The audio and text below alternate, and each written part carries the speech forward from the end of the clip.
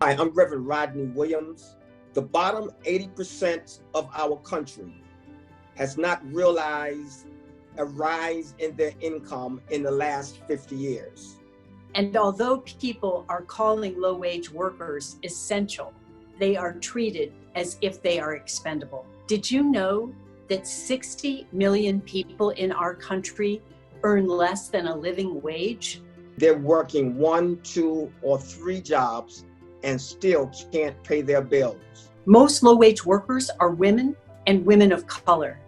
And on top of that, 40 million working people have lost their jobs in just the past 2 months during this pandemic. This is a movement of fairness, and it is a movement of equality. I've seen the power of this movement change the consciousness of America. It's time to hear from these workers. In 1969, we as nurses' aid, we had the DCIB, we had to help cut down trach, we did everything on the emergency card.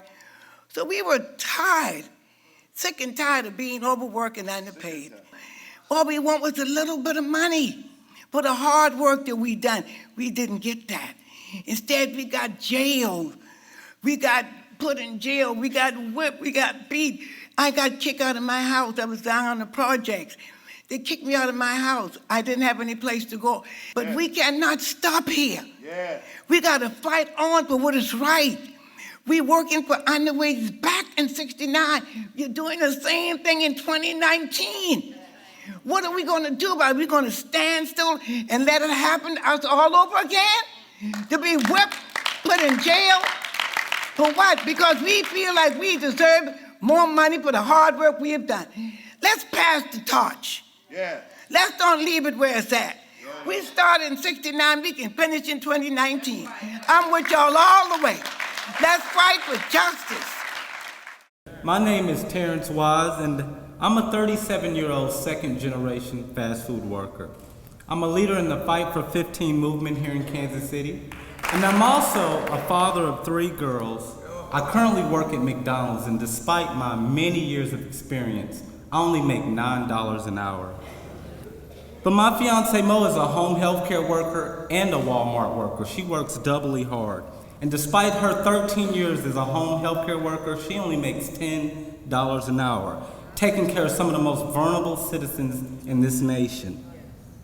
Neither Mo nor I, neither one of us have benefits, a pension, paid time off, no voice on the job whatsoever. It means that I haven't been to see a doctor or a dentist in 18 years. 18 years.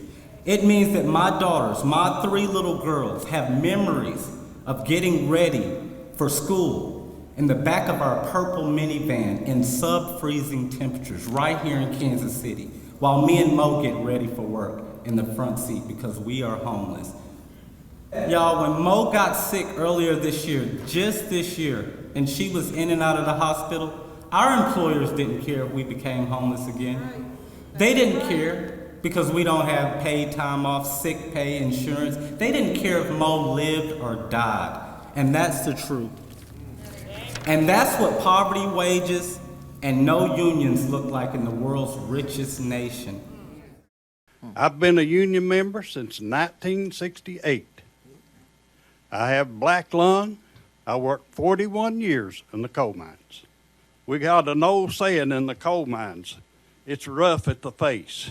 Well, where I live in southeastern Kentucky, it's rough at the face. In that area, hasn't gotten better. It's worse today than it's ever been. So it took me 7 years going to see doctor after doctor after doctor to get a settlement on my black lung.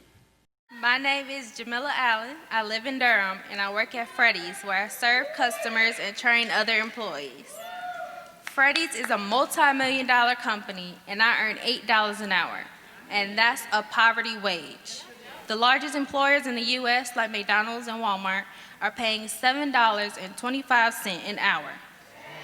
$7.25 an hour to millions of workers, while our labor is a thing that creates billions of dollars in profit.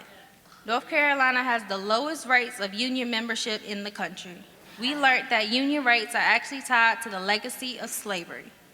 Racism is used as a tool to divide workers and pass anti-union laws that are still in place today. And these policies have a real impact on our lives. So why am I so focused on unions here in the South?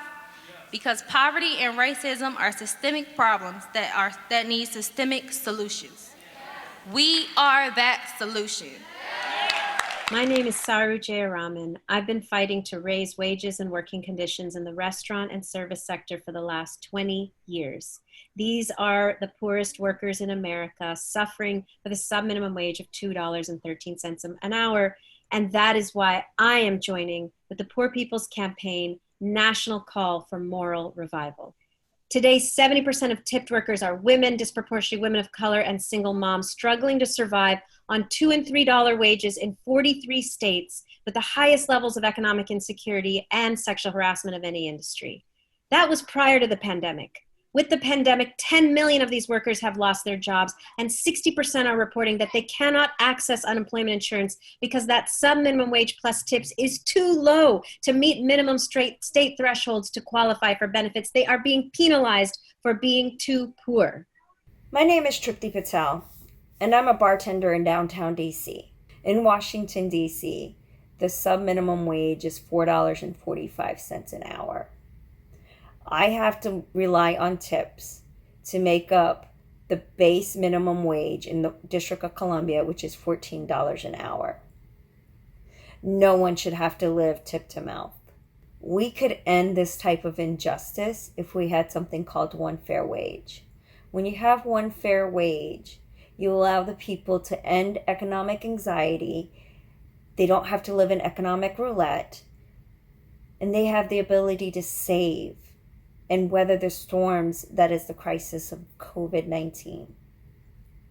I invite all of you to fight for one fair wage. We demand a national living wage. We demand that everyone have a living wage, no matter the state where you live. Guarantee income, full employment, the right for workers to form union, and equal pay for equal work. And that is why I'm part of the Poor People's Campaign. That is why we are organizing to change the narrative, and we won't be silent anymore.